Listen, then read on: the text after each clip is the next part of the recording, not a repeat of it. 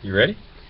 Welcome to This Life Matters. This is Gigi. And this is Drew. How are you today, Gigi? I'm doing really well today, and it's a beautiful fall day here in Tulsa, Oklahoma. We're in the studio at the TCC Center for Creativity, the Grid. Yes. And that's where we're heard, as well as Facebook.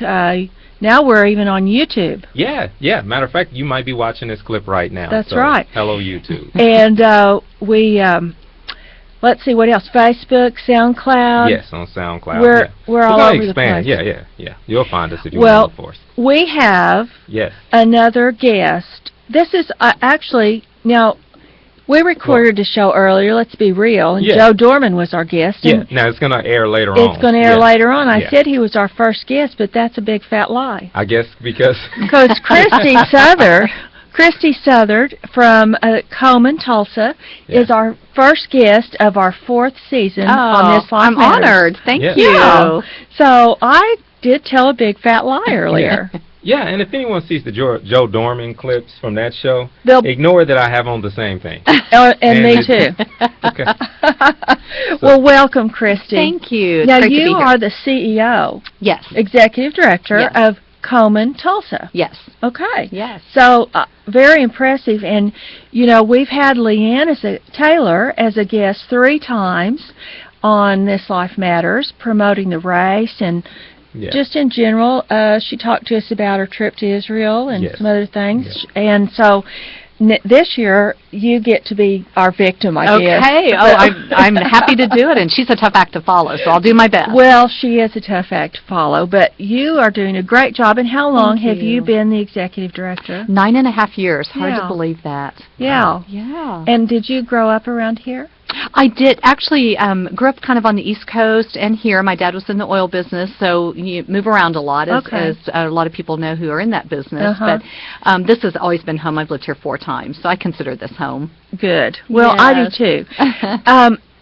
This show we're doing partly because there's something really big coming up this week. There is. We're very excited. This is our 19th annual Race for the Cure. Okay. I cannot believe. I actually went to the very first one when it came here. My mom is a survivor, and we came out, and at that time she was a runner and I was not, and still not. Do you walk it or do you manage it? Well, now I have to manage. Okay. I'm on risk management and weather control and all of that kind of thing. But I would be out there cheering her on and taking pictures, and so I've been from the very first one. I've not missed a race since they started, so this is awesome. Are you going to of course. walk it, run it? Is it a walk and run? It is. It is. As I said, I'm one of those, they tap on the shoulder and say, quit talking and start walking. So you don't have to be serious. You just go out and have fun and support. Yeah. And this year I have, well, my wife with one gas is going to walk. Oh. And so... I have 6 gentlemen from John 3:16. I'm probably going to add 2 more the day of the race. I wanted to make sure that they were going to be ready. But we're going to all run the 5K. Last year we had 3 gentlemen. One of them, I believe, for his age category, finished in the top. And it's been a huge, running is a huge part of recovery. And so we love that race, and we use it, you know, just as a kickoff to our running season. You know, so we're never really, it's a nice, good, fun course to run, you know, and so we've been practicing it, and we love it. I mean, we're going to have to pay for all these different races, and we feel great about paying for this race. Some races you feel like, okay, well, you don't want to really pay for it because it is just about running, but this race actually has a meaning, and, you know, so when you're signing up and it says, you know, are you running for someone? And, you know, some of my guys are running for someone, you know, and we have names that, you know, we can put in place there. And so it's always a purpose. Last year I ran with, you know, with different people in mind, but I love it. This year I'm planning on running, I believe last year I did like 27 minutes, 33 seconds, somewhere around there. Great. And so I wasn't happy with myself, you know, for last year's run. But you've been running a lot this year. Yeah, you know, I took the summer off, and I've been testing it, and I've been running the route, and I've been back at 28, 29 minutes. Oh, okay. And so, but the adrenaline will be kicked up that day. I hope so. Because it's packed, it's an energy-filled crowd. Everyone's out there is excited, and it's really not about the competition.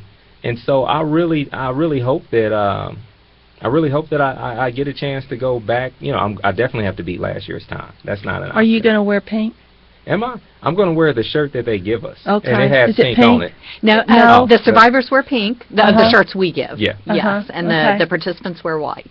Right. Well, you said that your mother is a survivor. Mhm. And Drew, is there someone in your family that...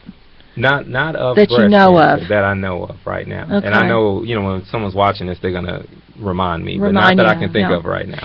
Well, you know, what's great, and we're going to be talking about some of the research later in the show, but what's great is I don't have, that I know, a survivor. That's the problem here with me. And before I was even born, apparently my mother's mother had breast cancer, and she did die. But that was in 1941. Yes. So there's a huge difference between then and now, thank goodness. There is. Yeah, the death rate has declined 33% over the last 35 years. And because we are making women aware, and the research is better, the treatments are better, so it is definitely, and it's because of the Race for the Cure and the money that we're able to raise, and when people are willing to come out and support, that's what we're able to do with those funds. Well, how much has it changed? I mean, the treatments have changed, the diagnosing has changed, everything has changed, and every single person that's listening to this has been affected by it, knows someone that's affected by it, related to, or themselves. I mean, there's no way that nobody has not been affected. Right. That's a negative way to say it, that everyone's been affected. I can't go somewhere and not meet someone who's, I mean, you may not have someone directly in your family, but you know someone who has been through it. And because it is basically 1 in 8 women in their lifetime will be diagnosed with breast cancer. Over 250,000 women a year are diagnosed. So, I mean, that's more than half of our city will be diagnosed each year in the United States. And one of the things I was thinking of when you were talking about your support of the race, which just I so appreciate, is that we cover 30 counties in eastern Oklahoma with funds and our education and outreach efforts.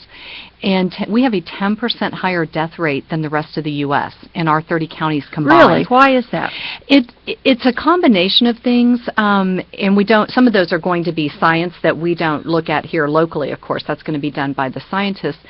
But a lot of it is financial. It's lack of education. It's women not getting in and getting diagnosed early enough, and it's lack of health care. It's lack of physicians. You know, the ability for women to get, you know, because we're rural. We have a lot of rural areas, so it's hard for women to get into the care that they need. And so we know with cancer, and particularly breast cancer, the earlier that you can detect it, the better your chance of surviving it.